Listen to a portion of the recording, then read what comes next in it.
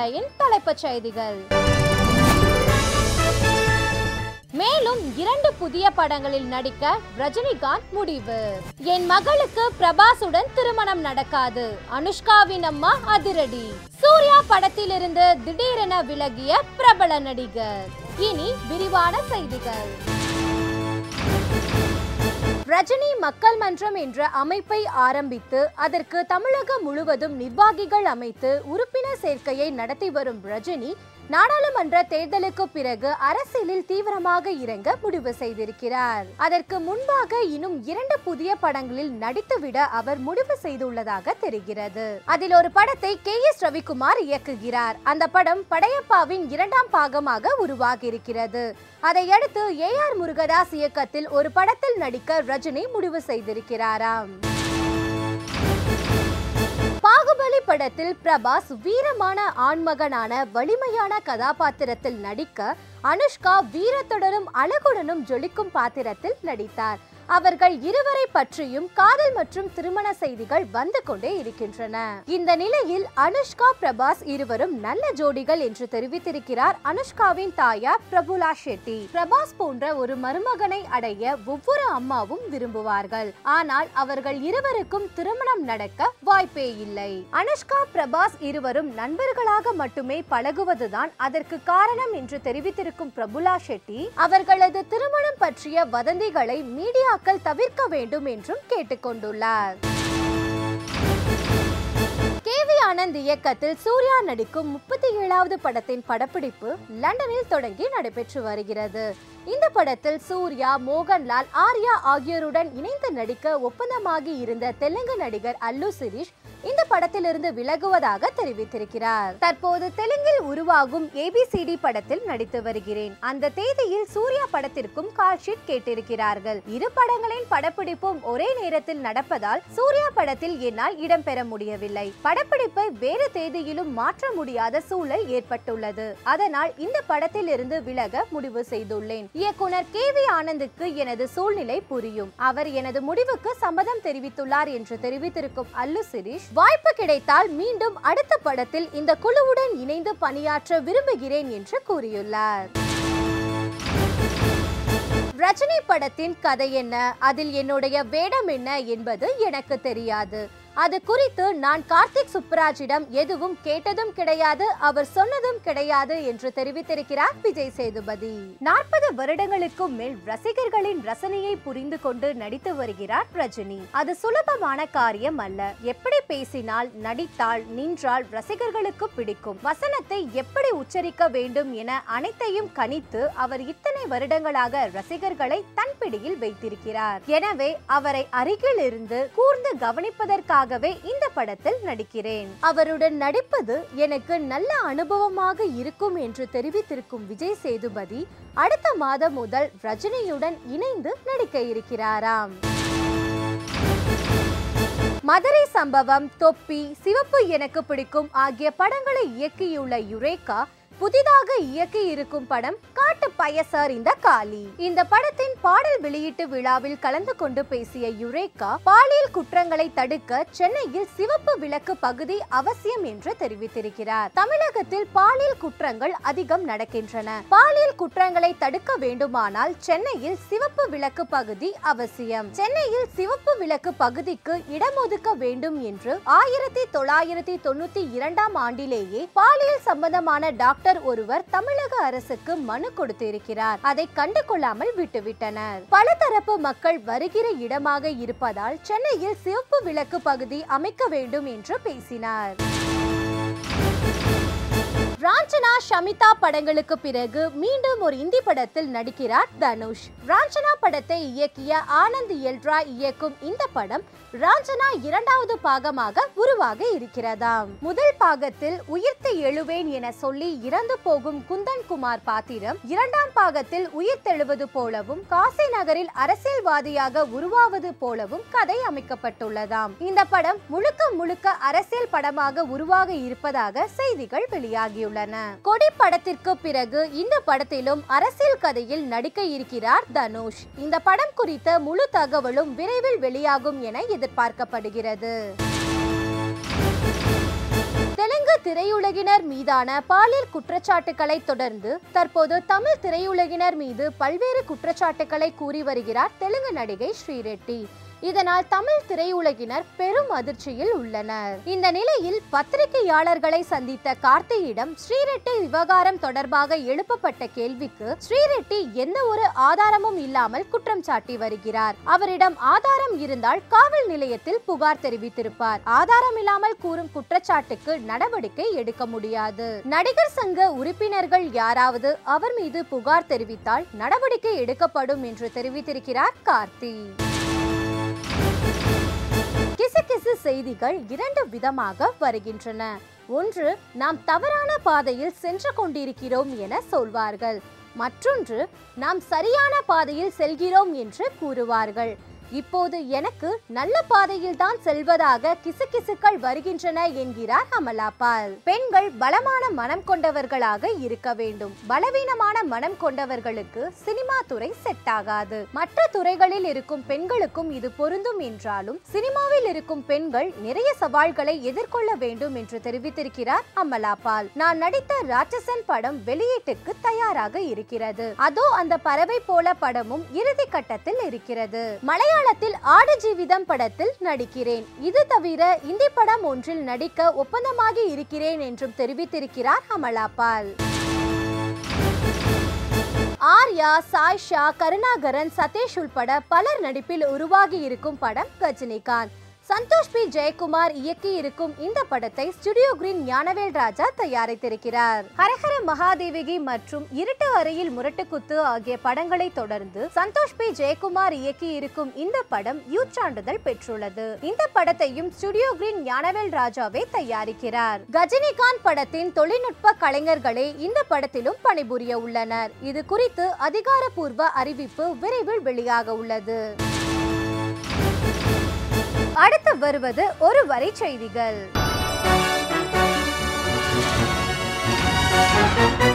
சாஹோ படத்திற்கு பிறகு ராதாகிருஷ்ணன் என்பவர் இயக்கும் படத்தில் நடிக்க இருக்கிறாராம் பிரபாஸ். கடைக்குட்டி சிங்கம் படத்தின் தெலுங்கு படமான சின்னபாபு படத்தை பாராட்டிய துணை ஜனாதிபதி வெங்கையா நாயுடுவுக்கு நன்றி தெரிவித்திருக்கிறார் கார்த்தி. கார்த்திக் சுப்புராஜ் இயக்கும் படத்தில் ரஜினியின் முன்னாள் காதலியாக நடித்து வருகிறாராம் சிம்ரன். விஜய் ஆண்டனி நடிக்கும் கொலைகாரன் படத்தின் படப்பிடிப்பு இறுதி கட்டத்தை நெருங்கியுள்ளதாம். ராஞ்சனா இரண்டாம் பாகத்தில் அரசியல்வாதியாக நடிக்க இருக்கிறாராம் தனுஷ். தேசிங்க பெரியசாமி இயக்கும் கண்ணும் கண்ணும் கொள்ளையடித்தால் படத்தில் துல்கர் சல்மான் ஜோடியாக நடிக்கிறார் ரித்து வர்மா. மதுரையில் தேவராட்டம் படத்தில் கௌதம் கார்த்திக்குடன் நடித்து வருகிறாராம் நடிகை மஞ்சுமா மோகன். நகைச்சுவை கலந்த ஒரு த்ரில்லர் படம் இயக்க இருக்கிறாராம் மிர்ச்சி சிவா. மம்முட்டியின் அருகில் நின்று நடிக்கும் போது எனக்கு நடுக்கம் ஏற்பட்டு பேச்சே வரவில்லை என்கிறார் நடிகை அஞ்சலி. பிரபுதேவா நடிக்கும் பொன் மாணிக்கவேல் படத்தில் 5 சண்டை காட்சிகள் இடம்பெறுகிறதாம். அடுத்து வருவது ரகசியம்.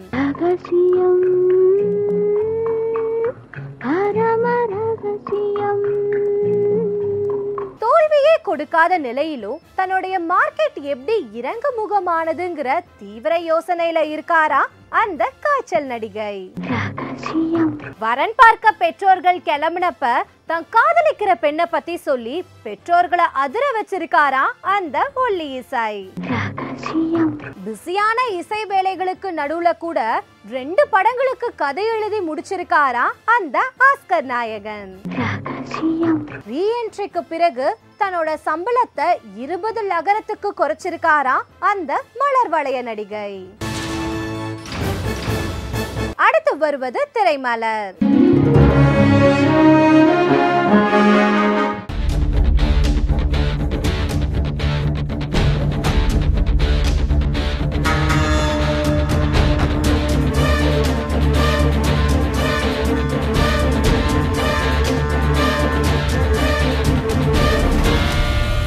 எல்லாருக்கும் வணக்கம். கங்க்ராட்ஸ் ஹரி. எல்லாருமே வந்து இல்லை, அவர் என்னோட ஜிம்மேட் தான். அவர் இங்கே அவர் வந்து சொன்ன ஒரு விஷயம் என்னன்னா, நான் வந்து யார்ட்டையும் பேச மாட்டேன் அப்படின்னாரு. நீ வந்து இப்போ படம் நடிச்சிருக்கேன், இனிமேல் எல்லாத்தையும் பேசி தான் ஆகணும், வர வழியே இல்லை அப்படின்னா. ஸோ ஐ திங்க் இவ்வளோ நாள் அவர் அந்த ஆர்வம் வந்து எனக்கு தெரிஞ்சு நீ யார்ட்டையும் பேசாதனால தான் நடக்கலன்னு நினைக்கிறேன். I think from now on it's be great beginning. அதுவும் வந்து ஒரு படம் வந்து யுவன் மியூசிக்கில் லான்ச் ஆகிறது வந்து இட்ஸ் எ கிரேட் ஃபீலிங். அது வந்து எனக்கு தெரியும். I know the importance of that. So very lucky brother. So Yuvan கண்டிப்பாக இனிமேல் கம்போஸ் பண்ணுற எல்லா படத்துக்கும் ஒரு சோலோ சாங் பண்ணணும்னு நினைக்கிறேன். அந்த அளவுக்கு பயங்கரமாக பண்ணியிருக்காரு. ஸோ அண்ட் இந்த படம் வந்து சாகர் வந்து நிறைய வாட்டி ஒரு 6 months முன்னாடியே வந்து இந்த மாதிரி நான் ஒரு படம் ஃபர்ஸ்ட் டைம் பண்ண போகிறேன், ஸ்கிரிப்ட் கேட்டேன், எக்ஸ்ட்ராடினரியாக இருக்குது, ரொம்ப நல்லா வந்திருக்கு. ஸோ இந்த படத்தை பற்றி நிறைய பாசிட்டிவான விஷயங்கள் வந்து அவரும் சரி தீரஜும் சரி என்கிட்ட சொல்லியிருக்காங்க. And I'm sure Srinivas you have done a great job. எல்லாருக்கும் வணக்கம்.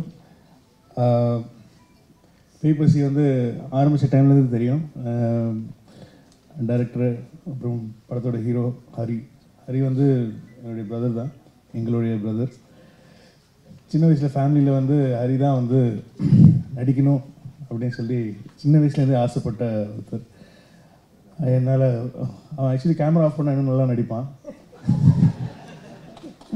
அந்த அளவு நடிப்பு அவனுக்குள்ள ஊறி இருக்கு. என் மேலேயே அவனுக்கு ரொம்ப கோவம், நான் வந்து அவனை இன்ட்ரடியூஸ் பண்ணல அப்படின்னு சொல்லிட்டு. பட் ஆனால் வந்து எனக்கு என்னென்னா வந்து குடும்பத்துலேருந்து ஒரு டார்ச்சர் பிரேம்ஜி பண்ணிட்டேன் நான். அதனால் வந்து திரும்ப ஒன்றையும் பண்ணிட்டேன்னா ஏதாவது பிரச்சனை பண்ணுவாங்க. நீ வந்து வெளியிலேருந்து வந்துடு, வெளியில் ஒரு ஒரு நல்ல டீமோடு நீ வந்தால் இன்னும் சூப்பராக இருக்கும். அதுக்கப்புறமா எனக்கு பிரச்சனையே கிடையாது, டேட் இருக்குது, நீ இருக்க, எப்போனாலும் கூப்பிட்டு படம் பண்ணிக்கலாம் அப்படின்னு சொல்லி உள்ள சின்ன டீல் போட்டோம்.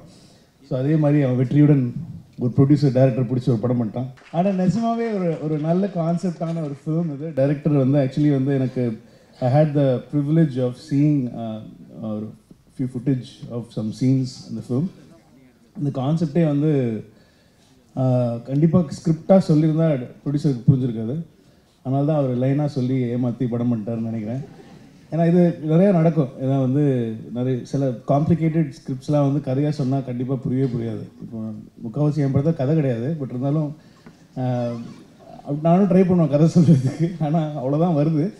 ஸோ அந்த மாதிரி வந்து ஒரு ஒரு ஒரு காம்ப்ளிகேட்டடான ஸ்கிரிப்ட் இது. ரொம்ப அழகாக திரையிலையும் வரும். வர்ச்சுவல் ரியாலிட்டிலாம் சொல்கிறாங்க, அதெல்லாம் வந்து கண்டிப்பாக படம் பார்க்கும்போது எனக்கு தெரிஞ்சது அது என்ன கான்செப்டில் அவங்க பண்ணியிருக்காங்கன்னு சொல்லிட்டு. So all the very best team. இங்கே வந்து இன்றைக்கி நான் ஃபிலிம் இண்டஸ்ட்ரி சேர்ந்த ஒரு நபராக வரல, ஃபேமிலி ஃப்ரெண்டாக பார்த்து தான் வந்திருக்கிறேன். ஸோ நான் அங்கே உட்காந்து உங்களை சப்போர்ட் பண்ணுறது தான் அது சொன்னேன். ஸோ சாகர் சொன்ன மாதிரி அவரோட பேஷன் ப்ரொடியூசர்ஸ் வந்து பேஷனட்டாக இருக்கிறது ரொம்ப கம்மி. எல்லோரும் ஒரு மாதிரி பிஸ்னஸ் ஆங்கிளில் தான் பார்ப்பாங்க. So one passionate producer that I've met. And so all the best for பேப்பர்சி அண்ட் டைரக்டர் ஹீரோ டெபியூ பண்ணுறதுக்கு. Dheeraj of course, Dheeraj is one of the reason I am also here. அடுத்த படமும் அவர் ஹீரோவை நீங்கள் லான்ச் பண்ணுறதுக்கு my best wishes. I hope all the success for everyone. And of course யுவனோட பெரிய fan தான், so அதுக்காக இங்கே நான் இருக்கிறேன். சந்தோஷமாக இருக்குது. ஏன்னா I've seen Hari from childhood. அண்ணன் விபி எல்லாருமே சொன்ன மாதிரி அவர் வந்து நடிக்கணும்னு சொல்லிட்டு தான் ரொம்ப நாள் சுற்றிட்டு இருந்தார். அப்புறம் நடுவில் வந்து ஆஸ்திரேலியா போயிட்டான்.